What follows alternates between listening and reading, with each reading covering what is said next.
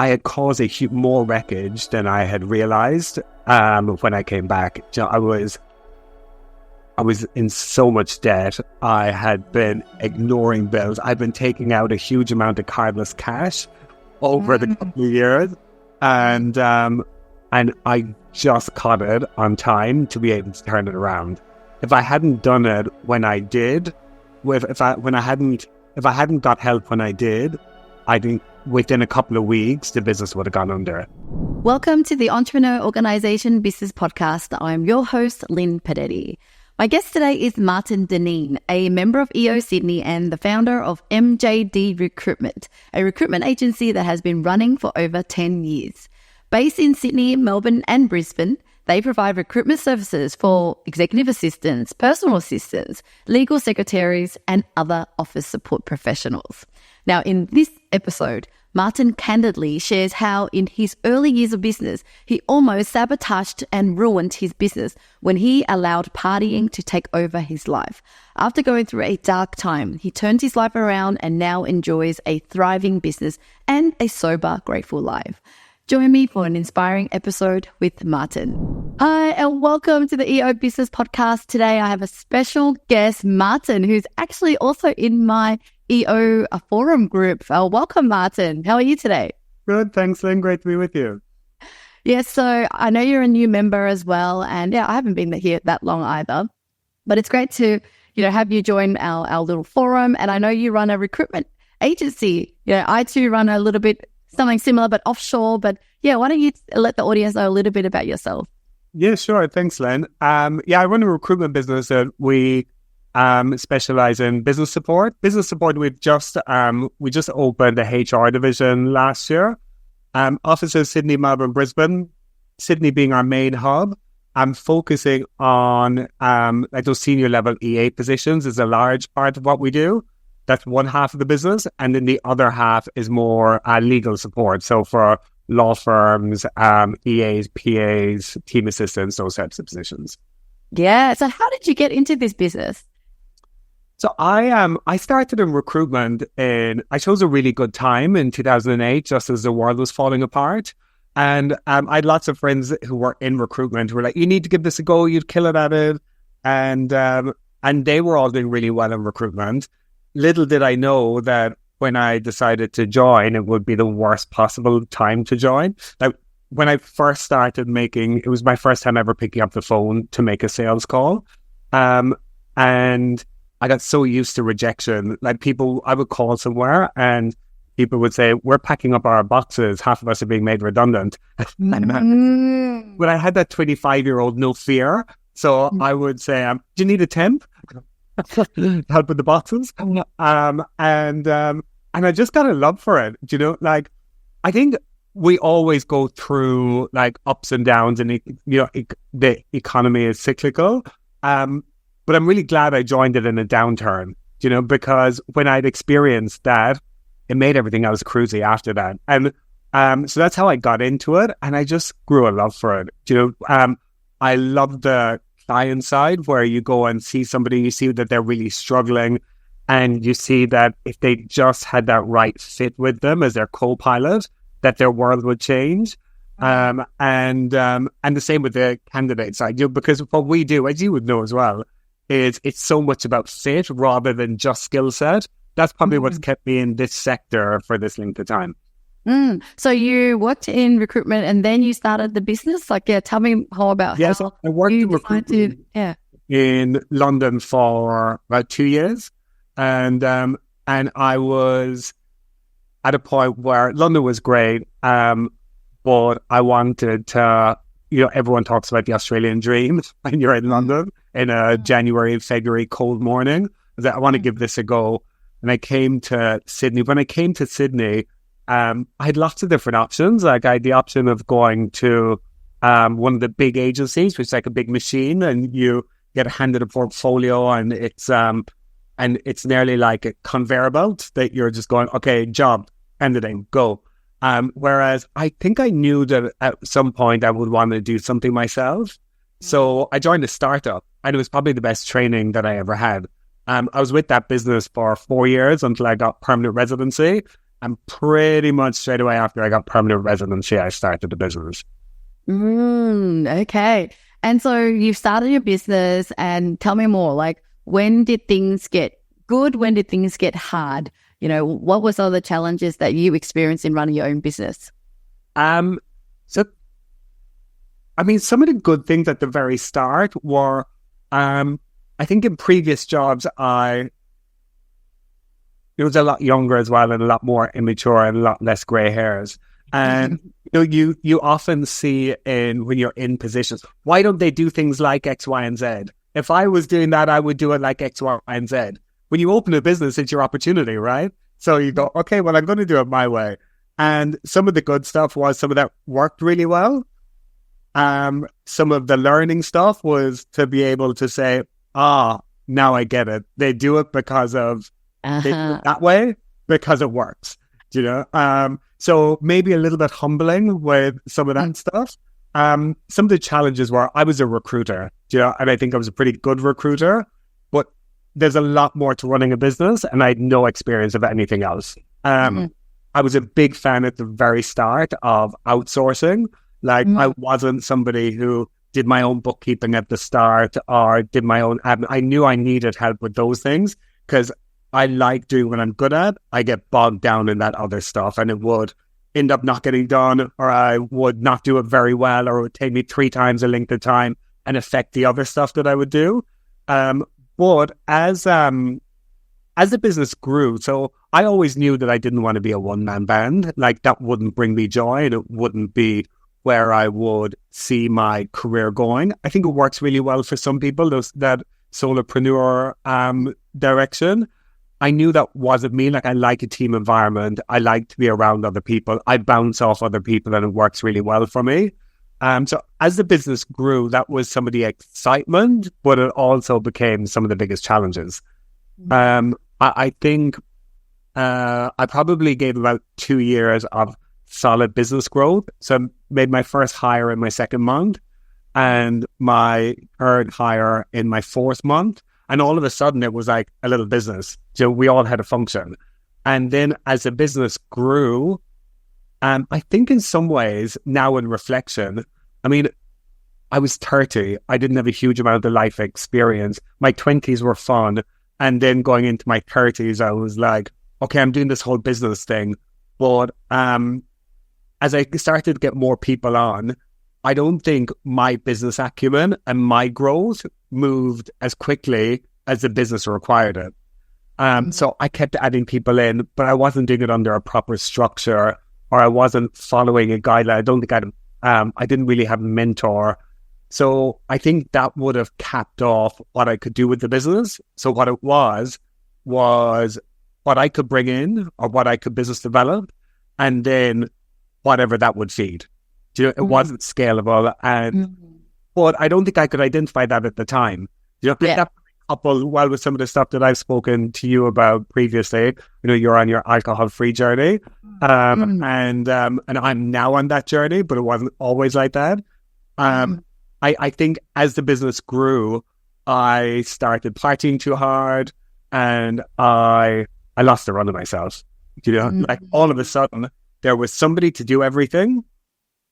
And there was, because I had done a decent amount of hiring, and the money was coming in. I wasn't used to that. And that's what I mean by the business grew up quicker than I did. And that was probably a real challenge for me to navigate that. Okay. So take me back to that time when, business started to make money. How long was that time when you were running amok? Let's just say, during that time where you're like out and about and your team was running it. And while they're running it, was it running efficiently, or was there some holes and cracks as well? If you asked me at the time, I would have said it was running efficiently. I'd made it. I know how to do this. I think I thought that I got to the top of this hill and that there were no more mountains. But little did I know, I had just gone over this tiny little bump, So it was, we were getting good feedback and stuff was going really well, right? From in terms of client engagement. I think at the start, when you start the business also, people will give the underdog a go, but then it's up to you to prove yourself and maintain that.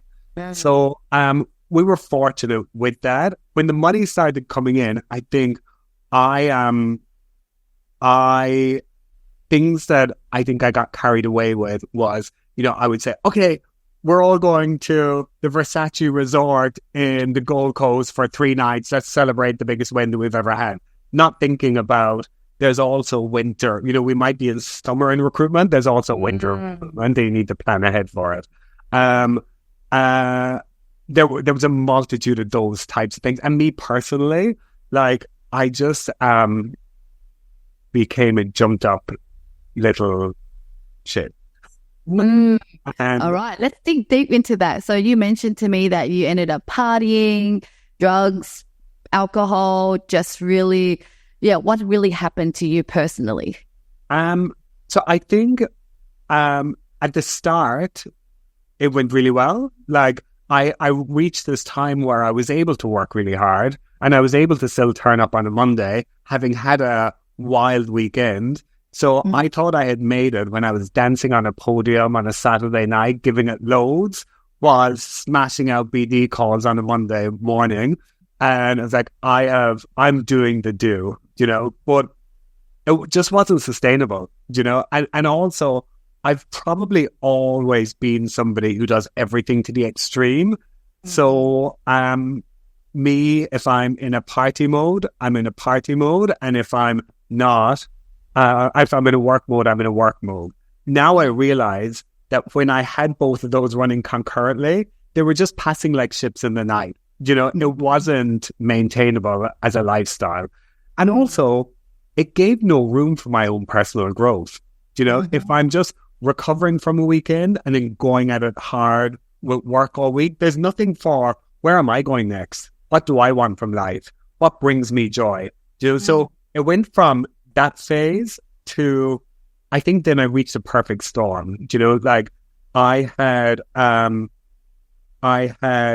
was tired from being awake. Like if I was awake, I was working for those first couple of years. So I think I reached a time where I was tired.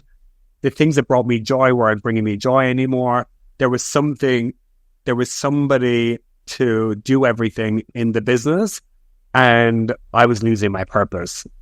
So at that same time, my weekend started to extend more and more.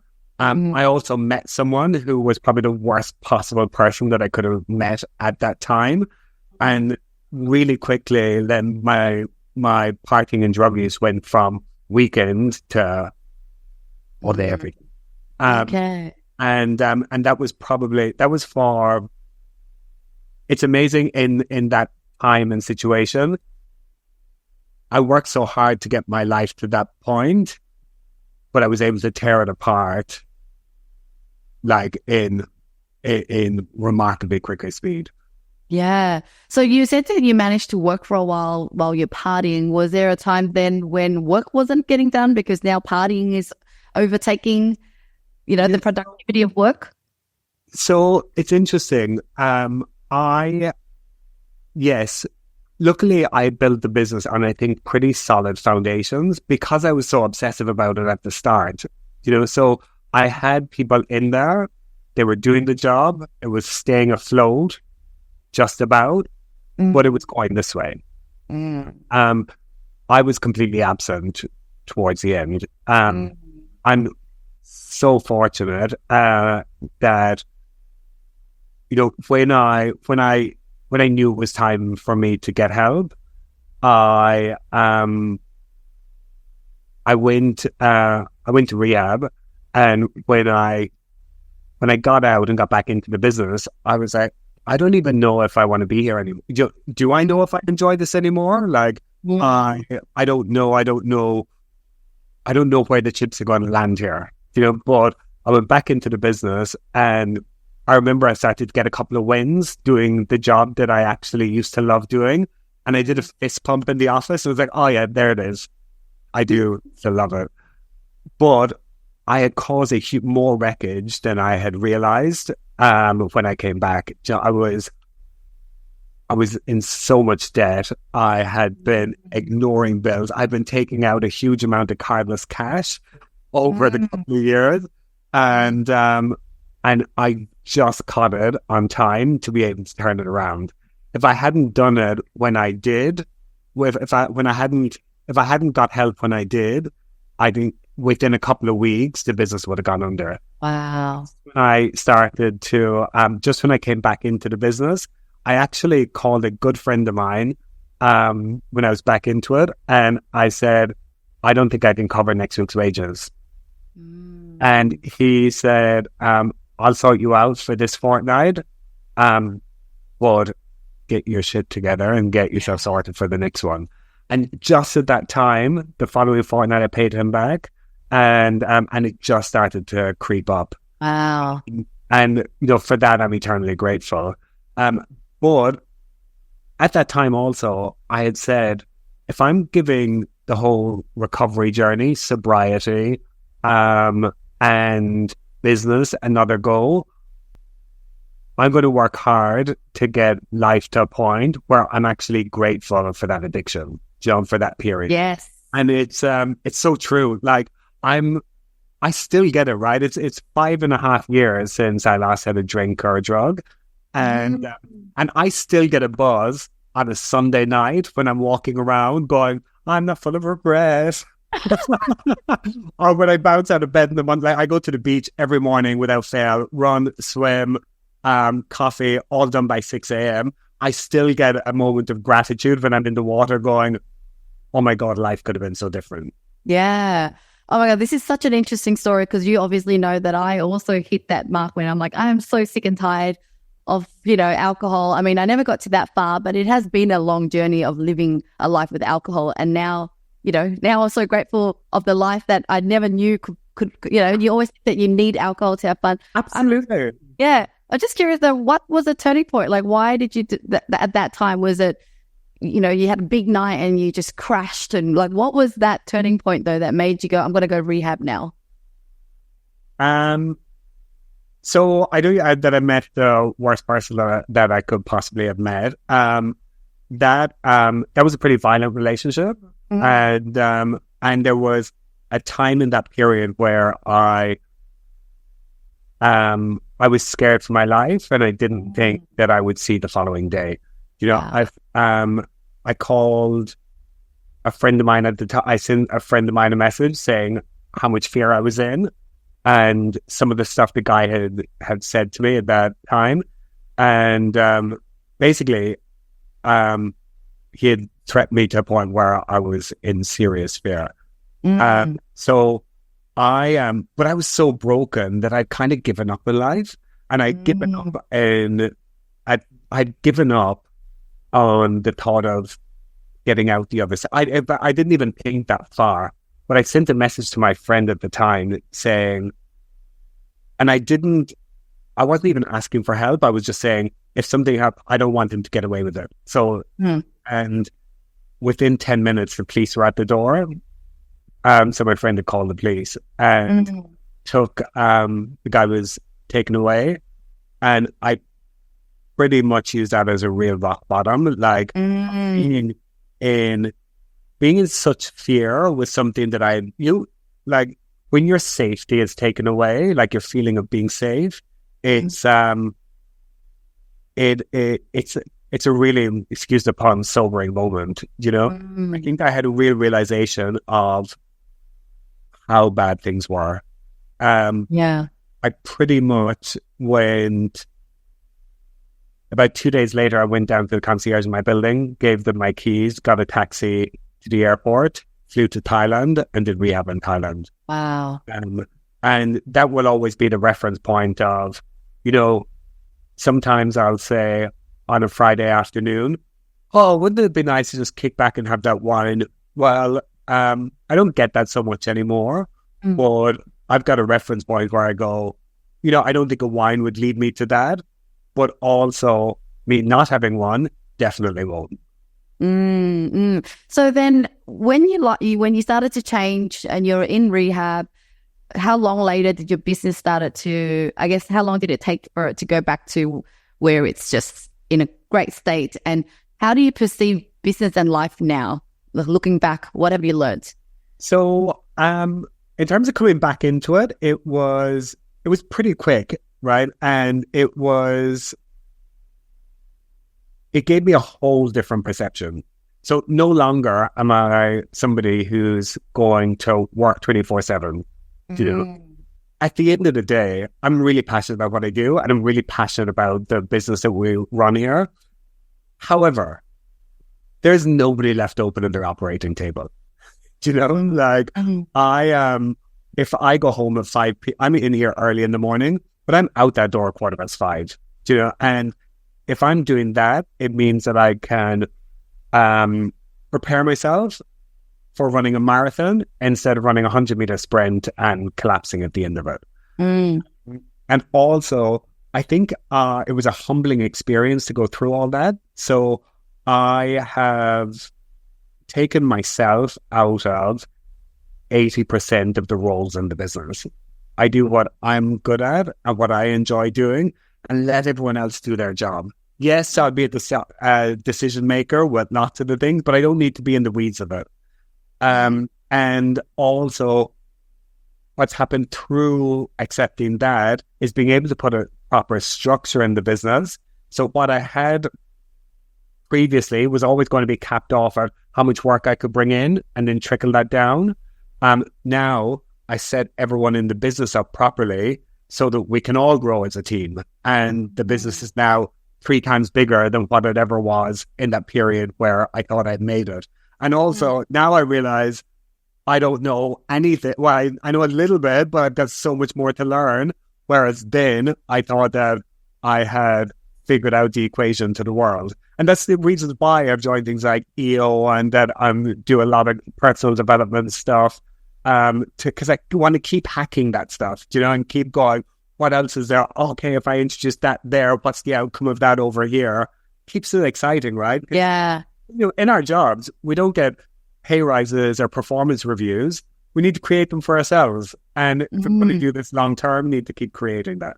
Yeah. So did you ever figure out why you were just going down that path? Like, were you running away from something? Or was it just simply that you just got so cocky that, you know, business is so easy, I'm just going to have fun? There was nothing that you were really running away from? Because, sometimes people use partying, drugs, alcohol because of some sort of cover-up.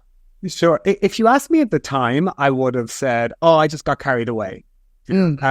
However, I don't think that people with good self-esteem end up being a daily drug user. Do you know? I think it definitely follows a path from somewhere. And I think there was some stuff that was probably unresolved from childhood and, growing up gay in the back end of Ireland in a really Catholic time in Ireland, holding secrets to yourself when you're 10. Now I see an innocent 9 or 10-year-old walking down the street and I'm like, when I was that age, I had a head full of secrets. And there's lots of people who deal with the same thing, but I don't think I ever addressed that, and it became my normal to keep secrets to myself. And I think I'm really grateful for I'm in a 12-step program, and in 12-step, I've got to look through all of that stuff and be able to see, okay, where was that coming from? And I get to nearly grow up again, all over again, learning the tools that maybe I missed out on coming up along. And also, I think we probably had a skewed relationship with alcohol where I grew up anyway. It was, there was, you see Europeans having a glass of wine with dinner for appreciation when they're 12 because they love the food and how they work together and it doesn't become problematic. For us at that age, it was nearly like a rite of passage or a high five on how drunk you got that night. Yes. And I ran away with that, and there was probably some low self-esteem coming into it. And then when I would drink, the self-esteem in Michael would rise and I could all of a sudden hold my own. It was my social crutch, right? Yeah. But then my social crutch, I needed that crutch more and more often to a point where it wasn't serving me at all. And all it would do really was ease into tomorrow's joy. because it was stealing more and more from me, and I was relying on it more and more. And yes. I remember, it's funny now when I look at it, how skewed my impression was. Like, I would always be trying to meet this equilibrium of, if I was going to a networking event, be 2 drinks in, but don't be 5 drinks in. Yes. So be lubricated, be able to hold your own. Or you're going on a date and would do the same thing, all of that stuff. And through missing that equilibrium so often, never did I think maybe I should just stop. Oh, I hear you. I feel like, even though I didn't go to extreme like you, but it was just such a battle, of going, oh, why did I drink so much? Why did I get myself to vomit? Maybe next time I'll do that and that. And then now it's just one less thing to worry about. But that one thing actually, I realize, occupies so much of our time, right? Because we're in the world of entrepreneurship, or we're going out networking. There's always opportunities to drink. And then, like you said, you need the time to drink. You need time to recover. And it's just so much. Yeah. I was going to say, I don't know if you found this, but the story you tell yourself versus the reality, I'm saying, but I could never do my job sober. Yeah. Or I'd never be able to do X sober. I'd never be able to go to that club sober. Have you found that it was just a story and that... Exactly that. And you're just not used to it. So you can't imagine a life without it. It's like, I cannot imagine not drinking, like even just deciding to quit. I don't think many people even dare to say, I'm going to quit, because they're scared to even say that, let alone attempting to do it. Attempting to do it is the next level. But I wanted to bring back to, so what are some of the benefits and, what does life look like for you now as a sober person for 5 years? And I guess people always go, well, why can't you just drink 1 or 2 in moderation? Like just have 1 glass. Like, why did you go, nah, not even 1? This is new life.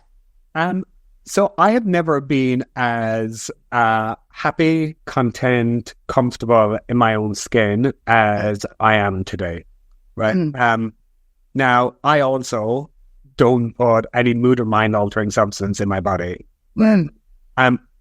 Previously, when I did, I wasn't comfortable with myself. So the equation tells me I'm best on this side of the fence. I am happy being in a bar and a night out with people, and because different people's stories are different people's stories, right? But for me, this side of the fence works really well for me.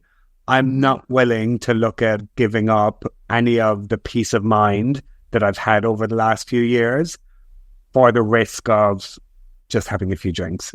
Yeah. As long as I'm here and comfortable, I'm pretty keen to stay on it. And it's funny, things like holidays. I always thought that I would have the most boring holidays imaginable, because holidays for me was like drunk at the airport, go hard, and then probably go hard again the night before I come back, and then be dying on arrival home. Like I was on holidays a couple of weeks ago, and I come back actually feeling refreshed.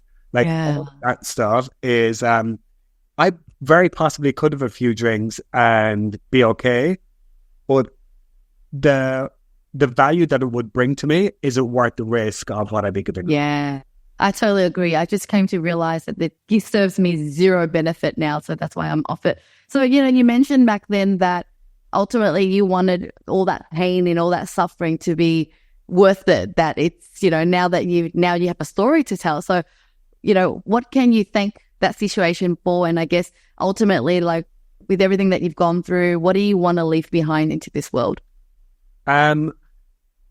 So the things that I thank it for are, I was pretty like my I can't remember if it's my dad or one of my brothers and sisters, but they used to always say that if I fell out a window, I'd fall upwards, that I always landed on my feet, and that I was always like lucky, and it's true. As I grew up and came like business, a lot of people fail in business really early on. I was really fortunate that for as dysfunctional as a lot of it was, it went well. Good money. I got a skewed sense of how easy it was going to be to cruise through life, and because of that, I probably didn't. I don't even think I knew really what gratitude was. And it's such a cliche to talk about being grateful for X, Y, and Z sometimes, but really, I actually feel it every single day. Because I've had a reference point of being in a dark room, alone, lonely, feeling so far removed from the world and having no idea about how to get out of it. So nowadays, whenever if ever I'm going through a tricky thing in business, I would say, have I overcome something bigger than this in the last 5 years? Yes, I have. We're good. You know, and I go back out from it and go, everything will be fine. And I think so because I'm pretty involved in the 12-step stuff, I think if when I interact with people who are newly coming into recovery, and if I can give them just a little bit of hope that I was that cracked out junkie and I've been able to get to here, we've got a very similar story. If I can give them just that little bit, then it's a job well done, you know? And in terms of the business, one of my favorite things of being here is seeing, you know, I've got some of the staff who've been with me since the start, and they've grown up through it, and they've seen the evolution of the business through it. And I've seen their lives change incredibly through the business. And if I can offer that to people and they can get something from this business that they wouldn't have got elsewhere, then I would love for down the track, you know, everyone has that job on their CV where they go, that was the one that changed things for me. My business can be that. It would be awesome. Oh, that is so wonderful. Thank you so much, Martin, for this episode. You were so vulnerable, open. You know, you didn't hold back on anything. So thank you. And I really appreciate the message you're giving out to the world as well, because I too now found like I have a new purpose around sobriety. Who would have thought that? Like, I used to be so proud of being the party girl because, you know, that's the cool side of me. But now I really do want and wish for more people to realize that life can be better as well without alcohol, without the need for it. So thank you, Martin, for your time today. I'll make sure to put all your details of your business and your website in the description of our video. And yeah, thank you for your time today. Thanks, Lynn. Great to chat.